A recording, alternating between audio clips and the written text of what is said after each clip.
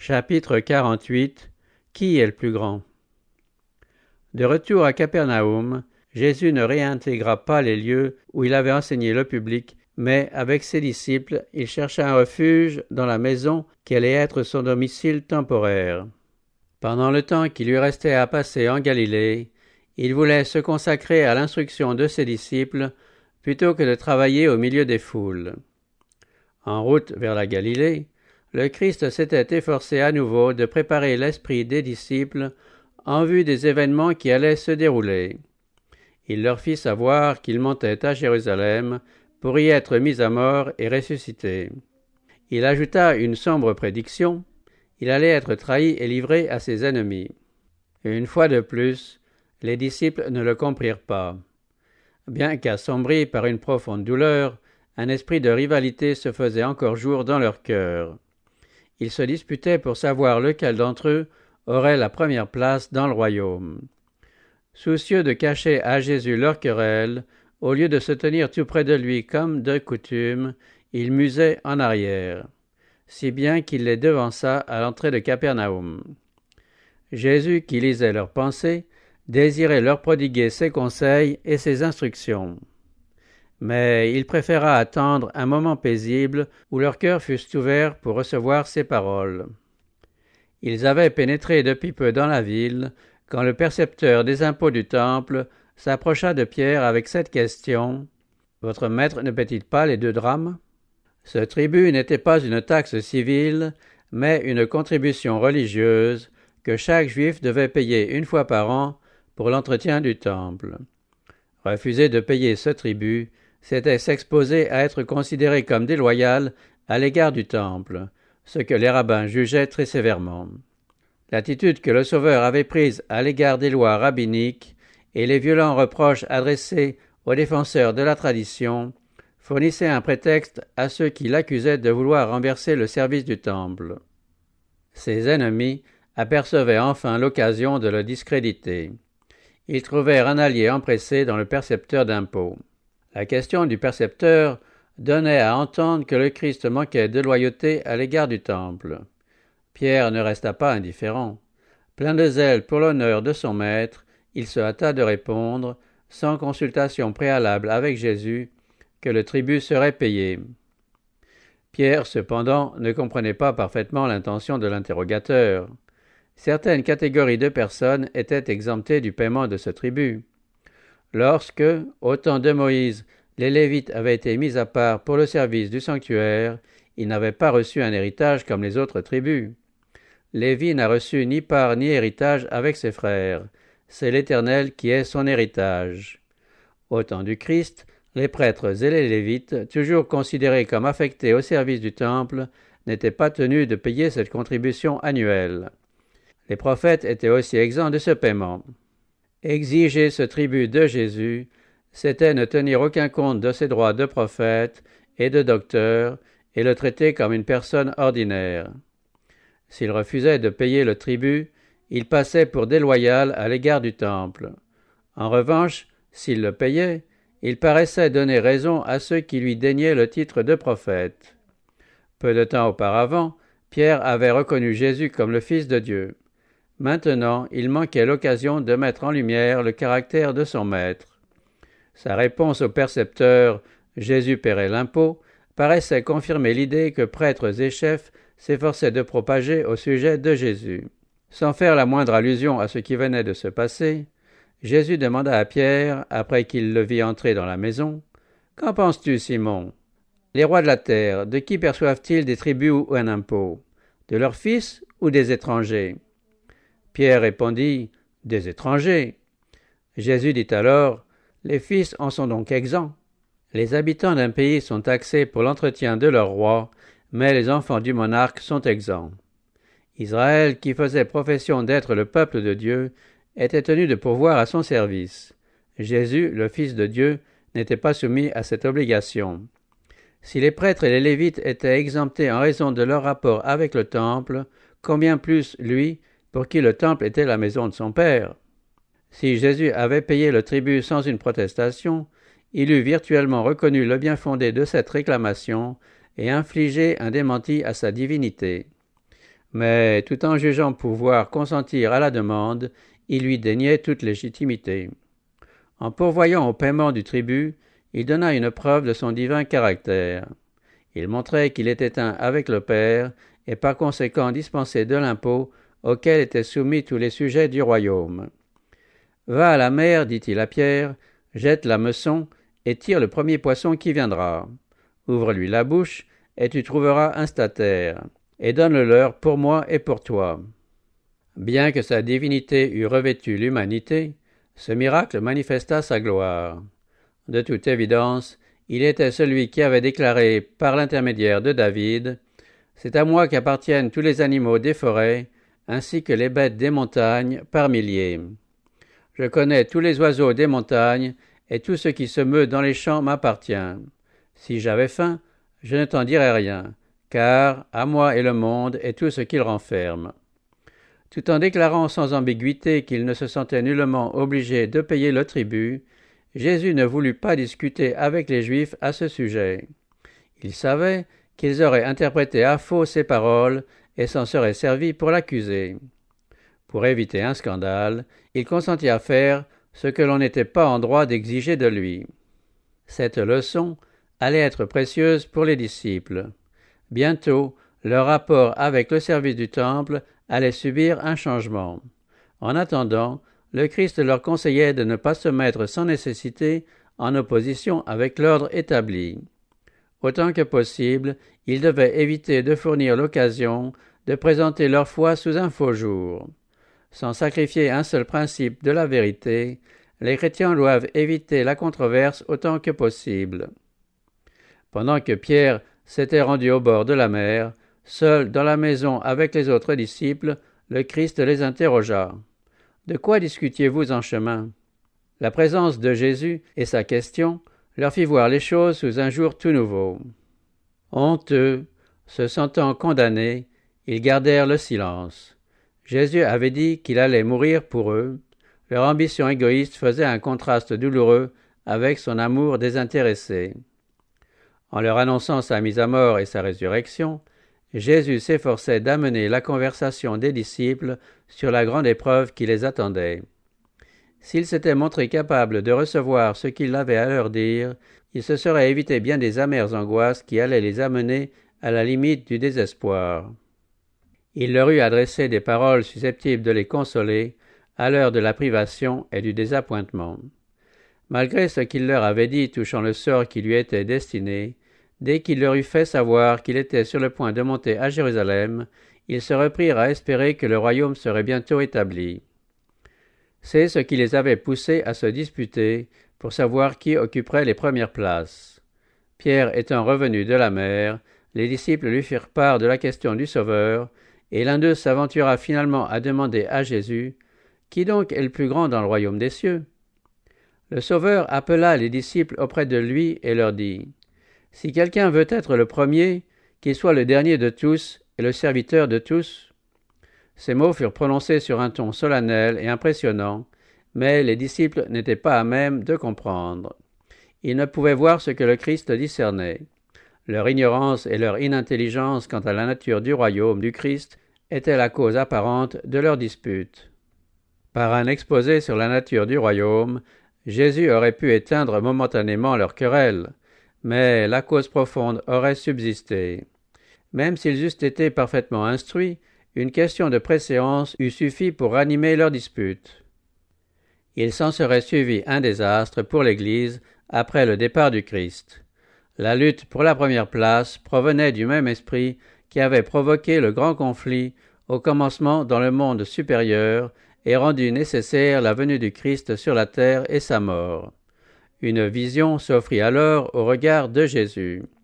Il vit Lucifer, le fils de l'aurore, nanti d'une gloire qui surpassait celle de tous les anges entourant le trône, uni au Fils de Dieu par le lien le plus intime.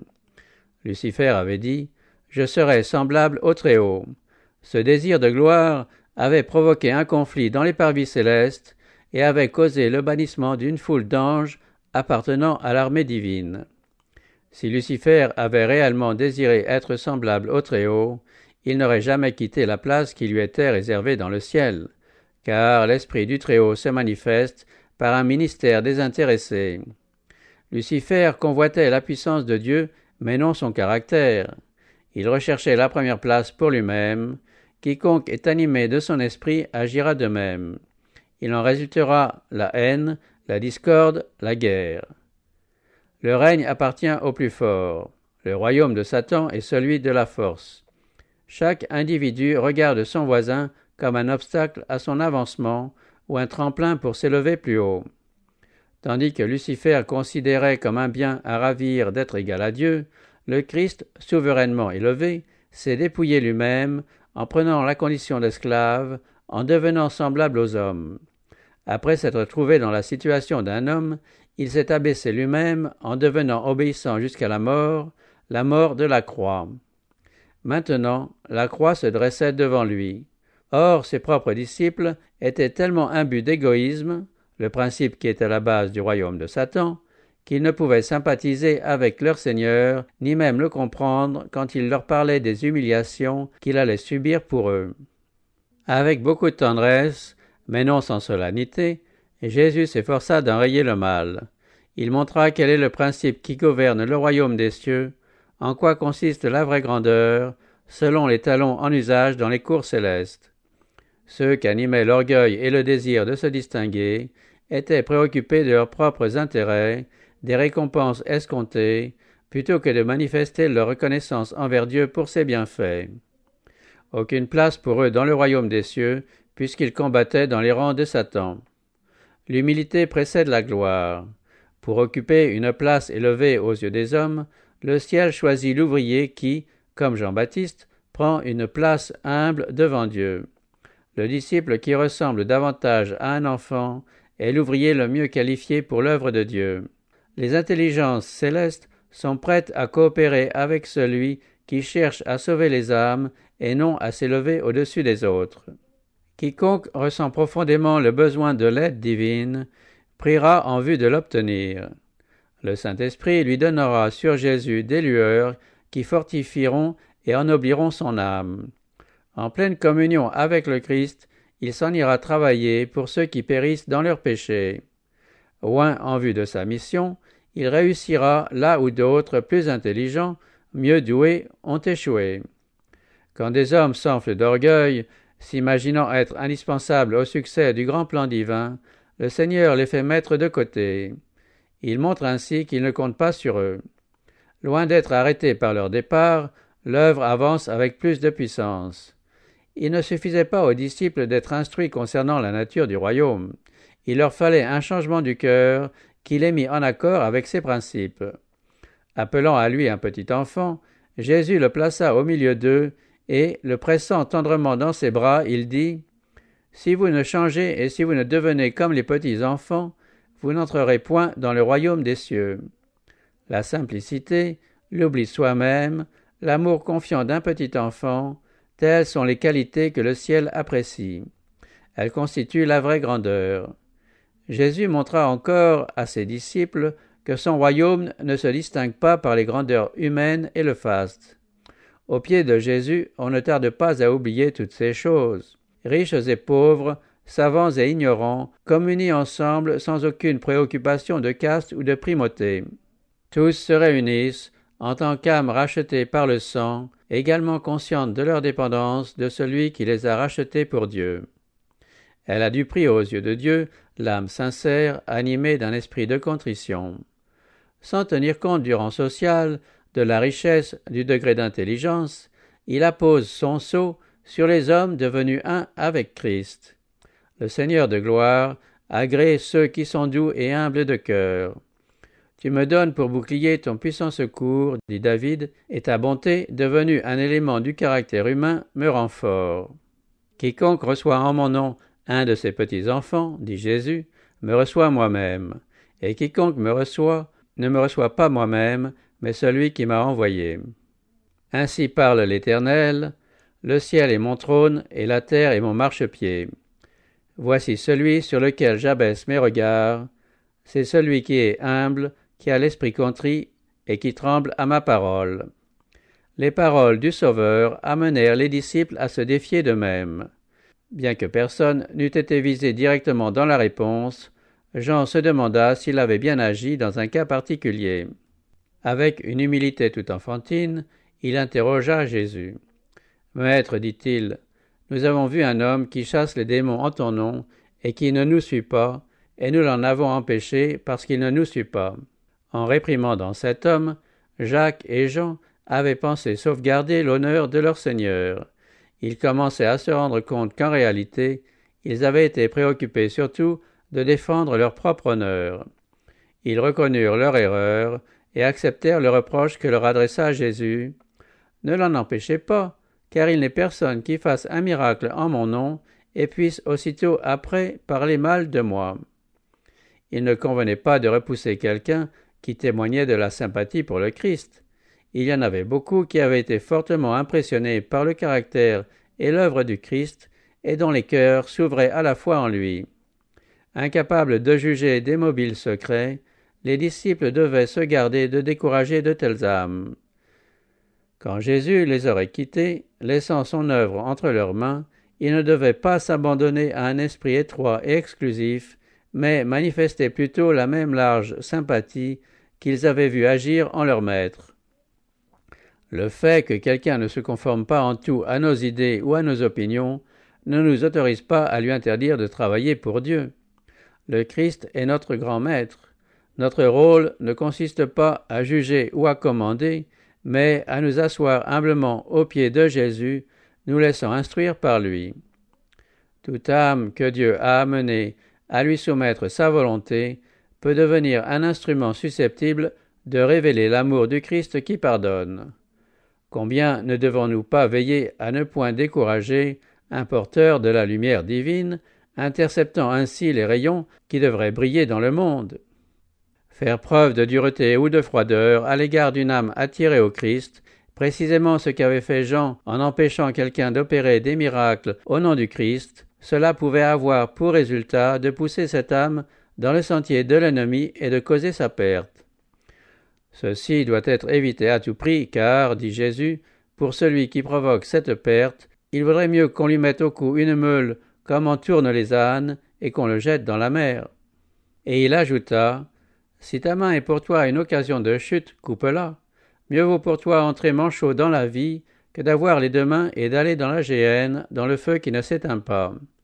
Si ton pied est pour toi une occasion de chute, coupe-le. Mieux vaut pour toi entrer boiteux dans la vie que d'avoir les deux pieds et d'être jeté dans la géhenne. » Pourquoi un langage aussi énergique ? Parce que le Fils de l'homme est venu chercher et sauver ce qui était perdu. Les disciples auraient-ils moins d'égard pour les âmes de leurs semblables que la majesté du ciel ?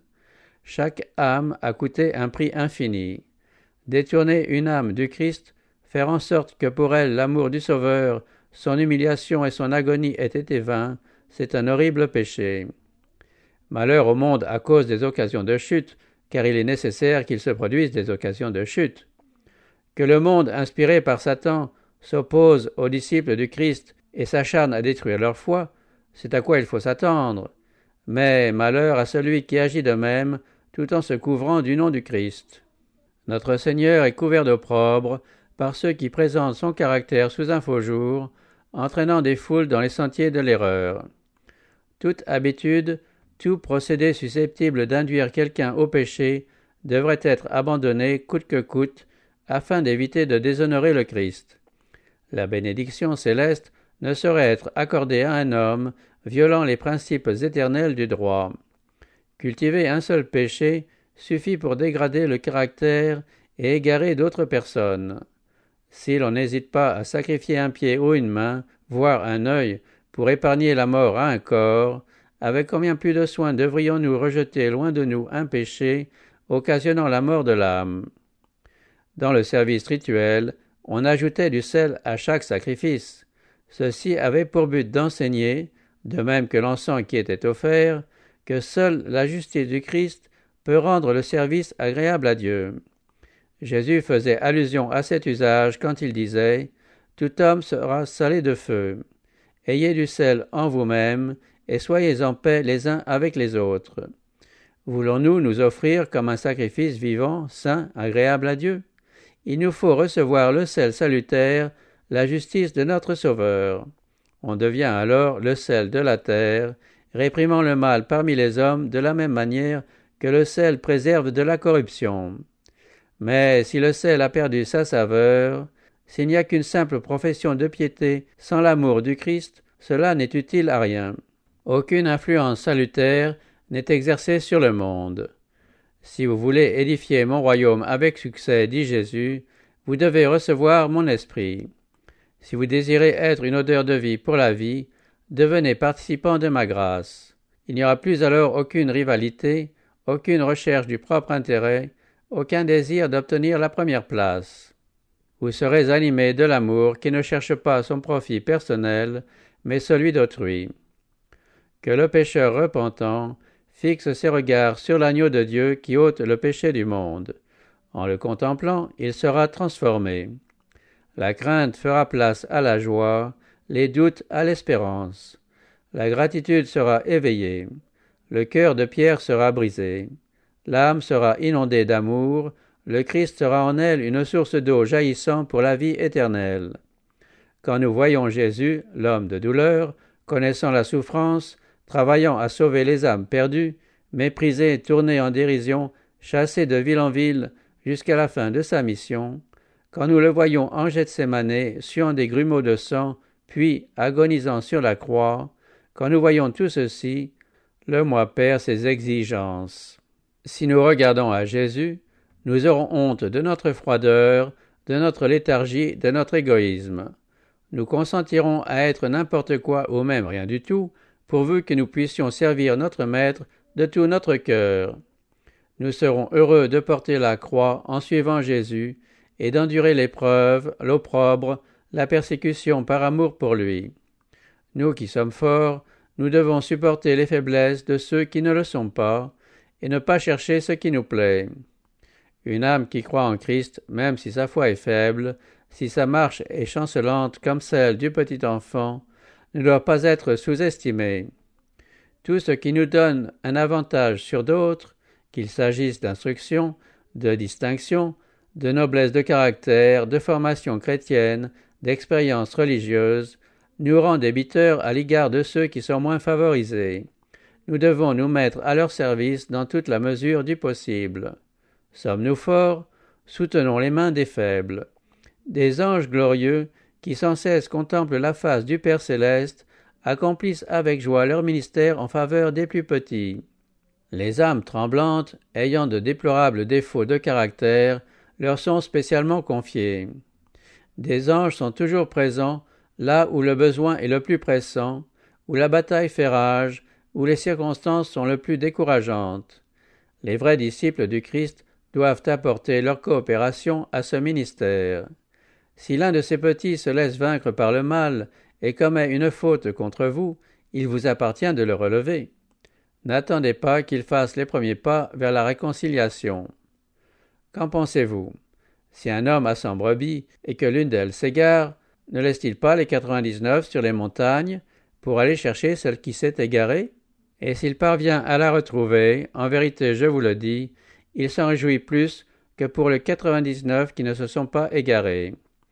De même, ce n'est pas la volonté de votre Père qui est dans les cieux qu'il se perde un seul de ses petits. Avec un esprit de douceur, et tout en prenant garde à toi-même, de peur que toi aussi tu ne sois tenté, va vers celui qui s'est égaré, et reprends-le seul à seul. Ne le couvre pas de honte en racontant sa faute à d'autres. Ne jette pas le déshonneur sur le Christ en publiant le péché ou l'erreur de quelqu'un qui porte son nom. Il faudra souvent dire la vérité en toute franchise à l'âme égarée pour lui faire voir son erreur et l'amener à se réformer. Mais ce n'est pas à vous de juger ou de condamner. Ne cherchez pas à vous justifier vous-même. N'ayez qu'un souci, sa guérison. Pour soigner les blessures d'une âme, il faut beaucoup de délicatesse, de sensibilité. Il n'y a que l'amour émanant de celui qui a souffert au calvaire qui puisse se montrer efficace ici. Que le frère traite son frère avec une tendre pitié, sachant qu'en cas de réussite, il aura sauvé une âme de la mort et couvert une multitude de péchés. Il se peut que cette tentative échoue. Dans ce cas, dit Jésus, prends avec toi une ou deux personnes. Peut-être que ces influences réunies auront plus de succès que la première. Neutres dans l'affaire, elles peuvent se montrer impartiales, ce qui donnera plus de poids à leurs conseils. Si la personne en faute refuse d'écouter, alors, mais alors seulement, que l'affaire soit portée devant toute l'Assemblée. Que les membres de l'Église, en tant que représentants du Christ, unissent leurs prières et leurs sollicitations faites avec amour en vue de la guérison spirituelle de l'offenseur. Le Saint-Esprit fera entendre sa voix par l'entremise de ses serviteurs, invitant avec instance la personne égarée à revenir à Dieu. L'apôtre inspiré l'a dit, « Comme si Dieu exhortait par nous, nous vous en supplions au nom du Christ, soyez réconciliés avec Dieu. » Celui qui rejette cette offre rompt le lien qui l'unit au Christ et s'exclut de la communion avec l'Église. Dès lors, dit Jésus, qu'il soit pour toi comme un païen et un péager, qu'on ne le considère pas cependant comme hors d'atteinte de la miséricorde divine, que ses frères d'hier, loin de le mépriser ou de le délaisser, le traitent avec bonté et avec compassion, comme une brebis égarée que le Christ cherche encore à ramener au bercail. Les directives données par le Christ concernant la conduite à tenir à l'égard des égarés ne font que répéter avec plus de clarté l'enseignement donné à Israël par l'intermédiaire de Moïse. Tu ne haïras point ton frère dans ton cœur. Tu reprendras ton prochain afin de ne pas te charger d'un péché à cause de lui. Si je néglige de relever ceux qui sont dans l'erreur et le péché, comme le Christ m'en fait le devoir, je deviens participant de leur péché. Nous sommes tous aussi responsables des maux que nous pouvions éviter que si nous en étions les auteurs. C'est au coupable lui-même que nous devons parler de son tort. Pas de commérage, pas de médisance à ce sujet. Même après que le cas a été déféré à l'Assemblée, ne nous sentons pas libres d'en parler à d'autres. Faire connaître les fautes des chrétiens, c'est présenter une pierre d'achoppement au monde incroyant. En arrêtant notre pensée sur ces choses, nous ne pouvons que nous faire du tort à nous-mêmes, car nous sommes changés à l'image de ce que nous contemplons. Tout en nous efforçant de corriger les erreurs d'un frère, nous serons amenés par l'Esprit du Christ à le protéger autant que possible des critiques de ses frères et davantage encore des blâmes que pourrait lui infliger un monde incrédule. Nous sommes aussi sujets à l'erreur et avons besoin de la pitié et du pardon de Christ. Soyons pour d'autres ce que nous souhaitons qu'ils soient pour nous. Tout ce que vous lirez sur la terre sera lié dans le ciel, et tout ce que vous délirez sur la terre sera délié dans le ciel. Vous agissez en qualité d'ambassadeur du ciel, votre œuvre a des conséquences éternelles. Nous ne sommes pas laissés seuls à porter cette responsabilité. Le Christ demeure partout où sa parole est obéie avec sincérité. Il n'assiste pas seulement aux grandes assemblées. Si petit que soit le nombre des disciples réunis en son nom, il est présent au milieu d'eux. Il déclare que si 2 d'entre vous s'accordent sur la terre pour demander quoi que ce soit, cela leur sera donné par mon Père qui est dans les cieux. Jésus dit « Mon Père qui est dans les cieux », rappelant à ses disciples que si d'une part il reste attaché à eux par son humanité, participant à leurs épreuves, sympathisant avec eux dans leurs souffrances, il est en même temps uni au trône de l'infini par sa divinité. Merveilleuse assurance! Les intelligences célestes agissent unies aux hommes pour sauver les âmes perdues. Et toutes les puissances du ciel combinent leurs efforts avec l'ingéniosité humaine pour attirer les âmes au Christ.